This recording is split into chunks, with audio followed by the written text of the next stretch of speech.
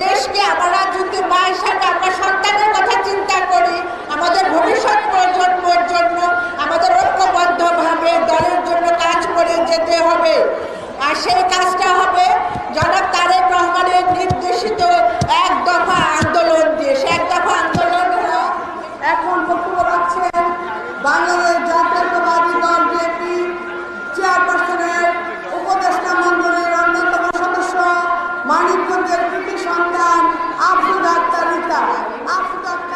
আজকের এই মহিলাদের দলের মহাসমাবেশে সম্মানিত সভাপতি জনাব আফরোজা আব্বাস সঞ্চালনে আছেন, সম্মানিত সাধারণ সম্পাদক সুলতানা আহমেদ, প্রধান অতিথি হিসাবে উপস্থিত আছেন এমন একজন ব্যক্তিত্ব যিনি সারা বাংলাদেশের মানুষের কাছে সাদা মনের মানুষ হিসাবে পরিচিত এবং এই আন্দোলন বর্তমান আন্দোলন সংগ্রামকে তার নেতৃত্বে গতিশীল করে যাচ্ছেন।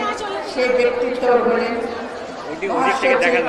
জনাব মির্জা ফখরুল ইসলাম আলমগীর। বিশেষ অতিথি হিসাবে উপস্থিত আছেন স্থায়ী কমিটির সম্মানিত সদস্য বাবু গয়েশ্বরচন্দ্র রায়, স্থায়ী কমিটির সম্মানিত সদস্য ডক্টর মঈন খান, স্থায়ী কমিটির সম্মানিত সদস্য আমির খসরু মোহাম্মদ চৌধুরী।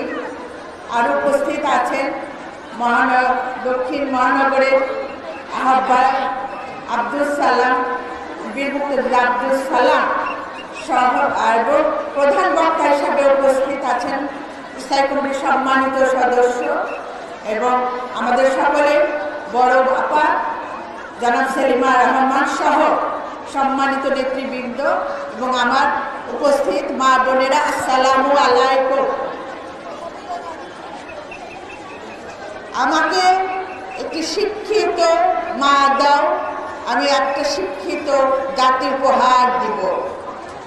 বাংলাদেশের অগণতান্ত্রিক প্রেক্ষাপটে আমরা যদি একটু ঘুরিয়ে বলতে পারি, আমাকে একজন বিপ্লবী, একজন সাহসী এবং একজন দেশপ্রেমিক মা দাও, তাহলে বাংলাদেশের গণতন্ত্র উদ্ধার করে আনতে পারবো, বাংলাদেশের সমৃদ্ধ বাংলাদেশ গড়ে উঠবে, শহীদ রাষ্ট্রপতি জিয়াউর রহমানের বাংলাদেশ গড়ে উঠবে, দেশনেত্রী বেগম খালেদা জিয়ার বাংলাদেশ গড়ে উঠবে, জনাব তারেক রহমানের বাংলাদেশ গড়ে উঠবে।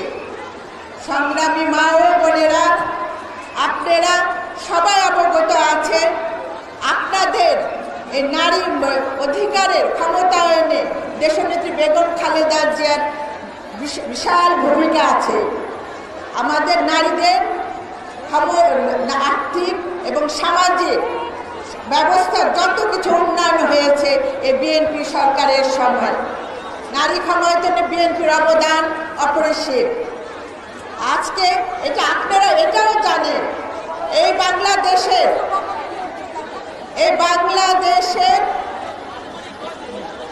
বাংলাদেশ জাতীয়তাবাদী দলের অনুকম্পা শহীদ রাষ্ট্রপতি জিয়াউর রহমানের রাজনৈতিক মহান ভূমিকা আমাদের বর্তমান প্রধানমন্ত্রী শেখ হাসিনা এই বাংলাদেশে প্রবেশ করেছিল এবং বাংলাদেশে রাজনীতি করার সুযোগ পেয়েছিল। তার কি করা উচিত ছিল? এই দলের প্রতি কৃতজ্ঞতা থাকা উচিত ছিল, কিন্তু তিনি সেটা করেন নাই। তিনি অকৃতজ্ঞতার ভূমিকা পালন করেছে, যে বাংলাদেশের মানুষের গণতন্ত্র ভোটাধিকার হরণ করেছে। বাংলাদেশের হাজার হাজার আপনারা এখানে মা বোনরা যারা উপস্থিত আছেন, আপনাদের অনেক মাস কোল খালি হয়ে গেছে, অনেক বোনরা ভাই হারা হয়ে গেছেন। এই অবস্থা আপনারা কি মনে করেন আপনারা চুপ করে বসে থাকবেন? এই অবৈধ সরকার, এই অকৃতজ্ঞ সরকার, এই দুর্নীতিবাজ সরকার আমার দেশনেত্রী বেগম খালেদা জিয়া মিথ্যা মামলা দিয়ে তাকে কারাবন্দী করে রেখেছে। তার অসুস্থতার জন্য তাকে বিদেশে নিতে যাওয়ার সুযোগও করে দিচ্ছেন না। তাহলে কিভাবে আমরা এই অবৈধ সরকারকে অবস্থান দেব?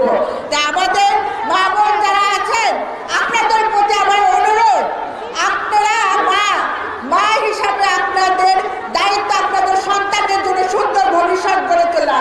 আপনারা জনগণের প্রতি যেমন জবাবদিহিতা আপনাদের প্রতি আছে, সেরকম আপনার সন্তানদের প্রতি কিন্তু জবাবদিহি করতে হবে। একদিন এই সন্তানরা আমাদের বলবে, মা তুমি আমাদের জন্য